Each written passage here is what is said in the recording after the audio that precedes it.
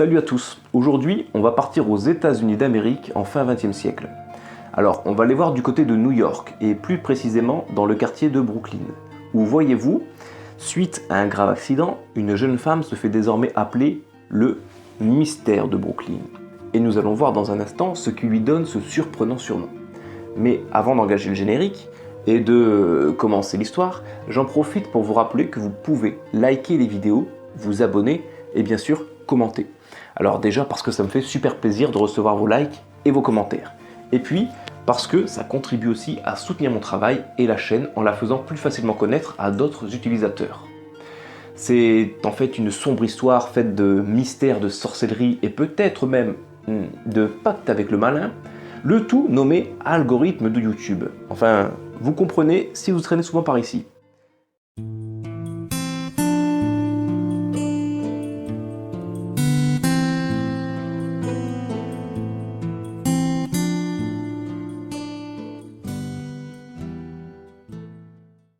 Molly Funcher, qui sera surnommée par la suite le mystère de Brooklyn, est née en 1848 dans le Massachusetts, où elle a une enfance paisible et sans histoire, d'ailleurs plutôt aisée. Mais les choses ne deviennent intéressantes pour nous qu'à partir de juin 1865. La voilà à New York, dans les rues de Brooklyn. Il fait très chaud, et puis avec cette robe c'est encore pire. Mais voilà qu'approche un tramway. Tiré par ses 2 chevaux, c'est nickel, elle va le prendre. Et comme ça, elle gagnera du temps, et puis elle s'épuisera moins. Molly monte dedans, enfin, comme elle peut, parce que avec tous ces bouts de tissu, c'est pas très pratique, mais bon, une fois montée, c'est tellement mieux que de marcher dans les rues et les trottoirs chaotiques du New York de cette époque. Elle en profite quelques instants, et voilà que le coin de rue où elle compte descendre est en vue. Le tramway ralentit, très bien, bon. Ok, il avance encore un petit peu, mais franchement, vraiment pas vite. Alors, autant descendre maintenant. Allez, c'est le bon moment, on est au coin. Oui, elle saute. Malheureusement, sa grande robe lui pose un problème. Voyez-vous, elle se prend à l'un des crochets qui bordent le passage de porte. Vous allez me dire, oh, c'est pas grave, qui ne s'est jamais accroché une porte? Bon, parfois on arrache son vêtement, ce qui est agaçant, mais au final, on le décroche, on râle un coup et on continue notre chemin.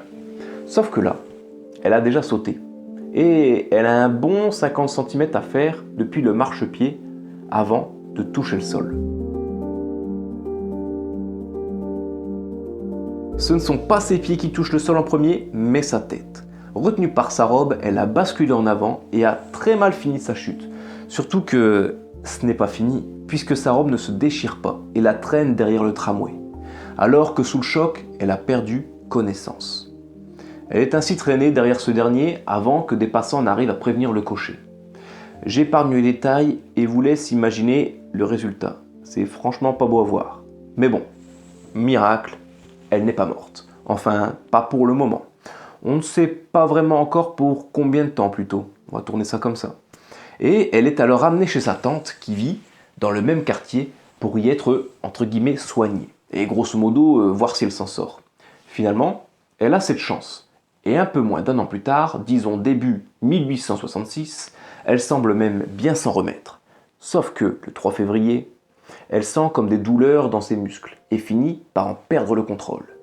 D'ailleurs, elle se courbe en arc de cercle de façon à ce que ses pieds touchent sa tête. 2 jours plus tard, elle se retrouve paralysée sur son lit, perd connaissance et reste ainsi jusqu'à la fin du mois.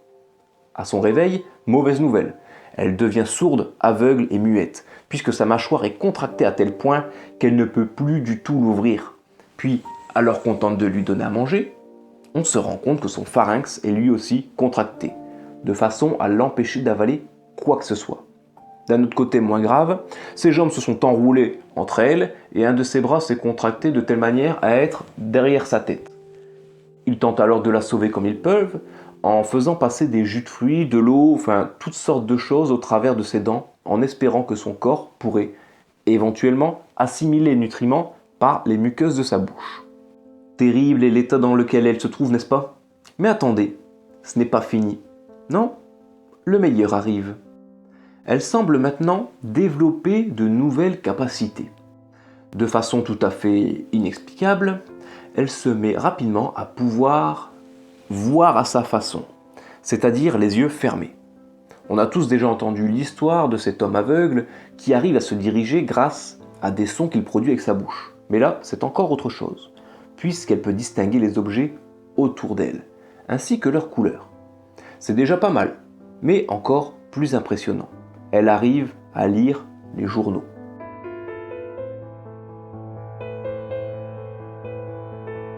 En fait, on s'en rend vite compte que l'on n'a plus vraiment affaire à Molly. Ses journées sont en fait faites de spasmes, suivies de catalepsie, et le soir, alors qu'elle fatigue, elle laisse apparaître d'autres facettes d'elle-même. Tous les jours, c'est la même chose. Des personnalités différentes qui se succèdent dans la souffrance et les convulsions. On en dénombre premièrement 4. La première est appelée Rosybud. C'est bien Molly, mais à 7 ans.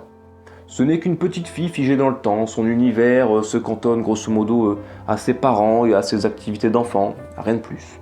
La deuxième, c'est Idol. C'est toujours Molly, mais à 16 ans, lors de l'accident. Elle a tous les souvenirs de son enfance. Si on veut, c'est un peu comme Rosybud, mais en plus vieille. Puis, Pearl, la quatrième.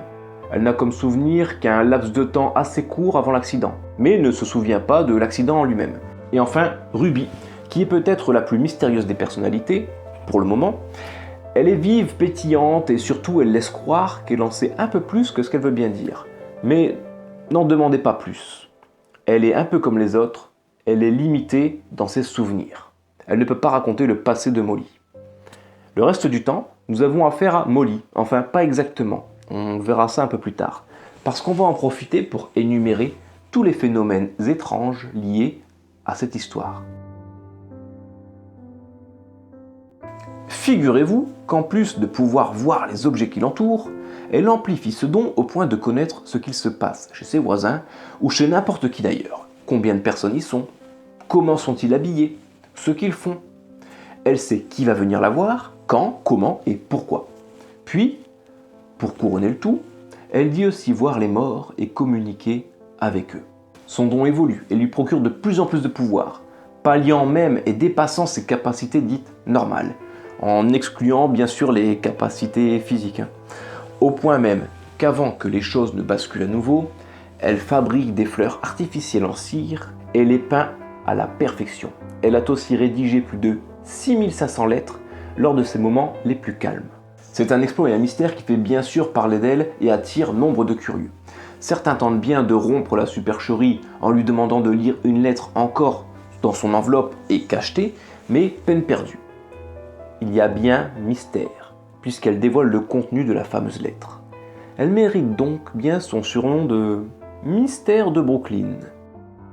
C'est donc au bout de 9 ans que les choses évoluent, puisque lors d'une de ces crises de catalepsie, plus rien ne se passe. Elle reste paralysée durant 1 mois.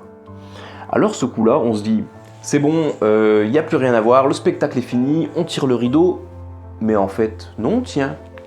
Ses contractures se libèrent, une à une, Molly est libérée, et le mystère de Brooklyn avec en fait. Puisqu'en se réveillant, elle pense avoir dormi une seule nuit, et ne se rappelle absolument pas de ces 9 dernières années. C'est étrange, enfin, pas plus que le reste, vous allez me dire. Mais alors maintenant que j'y pense, il y a quand même un nouveau mystère. Ce n'était pas vraiment Molly non plus, cette médium, cette 5e personnalité. Beaucoup le pensent, et c'est pour ça que cette 5e facette est appelée Sunbeam. Molly est complètement perdue. Imaginez-vous, vous vous réveillez un jour et on vous annonce que vous ne dormiez pas. En fait, ça fait 9 ans que vous êtes là, paralysé, avec 5 personnalités, dont une médium. Imaginez un petit peu le choc. Finalement, elle se rend compte qu'elle n'a pas tout perdu de cette période. Je cite d'ailleurs ce qu'elle aurait dit, alors qu'elle consultait des notes qu'elle avait faites lors de ces 9 années, à côté de ces fameuses fleurs en cire. En examinant ces fleurs de cire, que j'ai faites de mes propres mains, je ne puis penser qu'elles sont mon œuvre, et j'éprouve même une certaine répugnance à les regarder, car elles me font en quelque sorte l'effet d'avoir été confectionnées par une morte. Je sens qu'il y a 5 Molly, mais qui ou quoi elles sont, je ne saurais le dire, ni me l'expliquer. Je suis inconsciente de tout ce qui m'arrive dans l'état de transe. mais quelquefois je me rends compte bien nettement de l'endroit où j'ai été et de ce que j'ai vu. Je constate avec satisfaction que j'ai pu, d'une façon que je n'explique pas, quitter mon corps et me rendre au milieu des personnes qui me sont chères. Dans mes migrations, je puis voir dans toutes les directions, sans être gêné par aucune opacité ni aucun obstacle matériel. Parfois, je me trouve dans des régions très élevées de l'espace où je vois souvent ma mère et d'autres amis. D'autres fois, quand je me sens déprimé, je puis même entendre la tendre voix de ma mère m'exhorter à prendre courage. Molly Fancher survécut jusqu'en février 1916, où elle mourut à l'âge de 67 ans. Mon histoire se termine ici. Nous avons vu que Molly a vécu une histoire qui laisse d'ailleurs des séquelles médiumniques. Elle fut forcément discréditée par plusieurs personnes, qui ne l'ont d'ailleurs jamais vue, et on la retrouve maintenant surtout citée dans les fasting girls, c'est-à-dire les femmes à jeun, que l'on qualifierait genre d'anorexiques volontaires maintenant, qui étaient relativement d'ailleurs nombreuses à l'époque victorienne. En général, pour en tirer un revenu en s'exposant et en faisant payer des gens qui les regardaient ne pas manger. Je trouve ça très réducteur. Pour moi, le cas Molly Fancher n'a rien à voir avec ça. Déjà, il est dit qu'elle recevait de la nourriture. Enfin, comme il le pouvait, hein. Donc ça la sort de cette catégorie. En plus, vous avez pu constater sur certaines images qu'elle n'était pas maigre du tout, ce qui ajoute du mystère d'ailleurs. Et puis, pourquoi faire tout ce cirque? Si supercherie il y a, elle pouvait très bien le faire en étant valide, ça aurait même été plus simple je pense. Et je vous raconte pas non plus ce que c'est de vivre avec des escarres du fait de rester sur son lit pendant 9 ans. Alors, après cette histoire, il ne reste plus que votre avis, votre intuition. Supercherie? Oui, non? Don de médiumnité? Suite à l'accident? C'est à vous de décider. Avant de clôturer complètement la vidéo, je tiens comme toujours à vous remercier d'être allé jusqu'à la fin. Comme je l'ai précisé au début, n'hésitez pas à liker, à vous abonner, etc. Vous connaissez la chanson. Et puis voilà, hein, c'est tout. Hein. Donc on se retrouve la semaine prochaine, et on sera le 24. Donc je ne sais pas encore ce que je vais vous préparer parce que c'est toujours un peu court. Alors là, toutes les semaines de toute façon c'est un peu court. Hein. Je finis souvent du vendredi pour le vendredi. Mais bon là avec Noël, je vous raconte pas. Donc je vais faire quelque chose, je ne sais pas encore quoi. Ça sera la surprise. Donc à bientôt et ciao!